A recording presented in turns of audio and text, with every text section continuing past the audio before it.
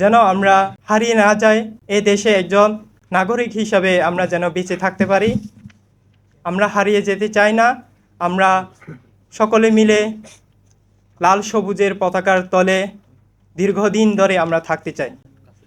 আমি অম্ফে খুমি সম্প্রদায়ে একজন প্রতিনিধি হিসাবে আসছি। আপনারা জানেন আমাদের বাংলাদেশে বলতে গেলে খুমি সম্প্রদায় 0.01% চেয়ে কম। আমরা খুমি সম্প্রদায় প্রায় হারানো পথে। আমাদের বসবাস হচ্ছে সে পাহাড়ে প্রত্যন্ত অঞ্চলে, যেখানে নেট সুবিধা তেমন নেই। সেখান থেকে আমরা আসছি। মূলত বান্দরবানে থানচি এবং রুমাই আমাদের খুমি সম্প্রদায়ে বসবাস।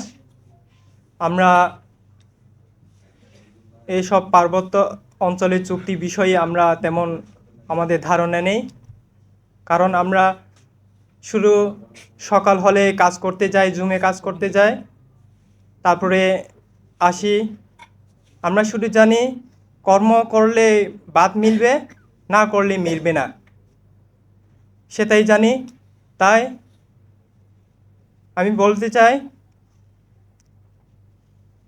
একটি বাগান হতে হলে অনেকগুলো গাছ দরকার।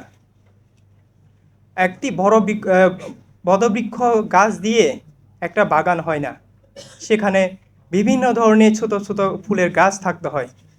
সেই ছোট ছোট ফুলের গাছগুলো যদি আপনারা যত্ন না নেন, তাহলে একদিন সেই ফুলগুলো হারিয়ে যাবে।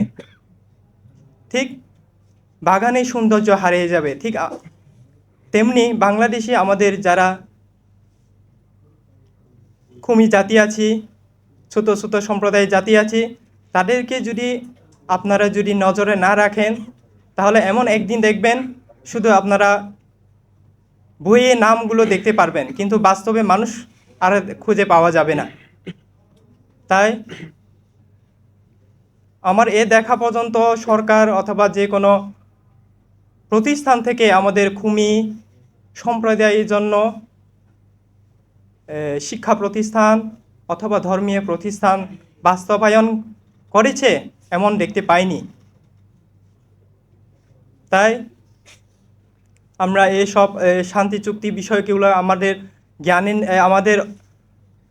জ্ঞানে নেই। কি হয়েছে না হয়েছে সেটা আমরা জানি না। আমরা ওই পাহাড়ে আছি, নেটে বাইরে আছি, আমরা শুধু খেতে খাওয়ার মানুষ। তাই আপনাদের কাছে বিনীতভাবে অনুরোধ, যেন আমরা হারিয়ে না যাই। এ দেশে একজন নাগরিক হিসাবে আমরা যেন বেঁচে থাকতে পারি। আমরা হারিয়ে যেতে চাই না। আমরা সকলে মিলে লাল সবুজের পতাকার তলে দীর্ঘদিন ধরে আমরা থাকতে চাই।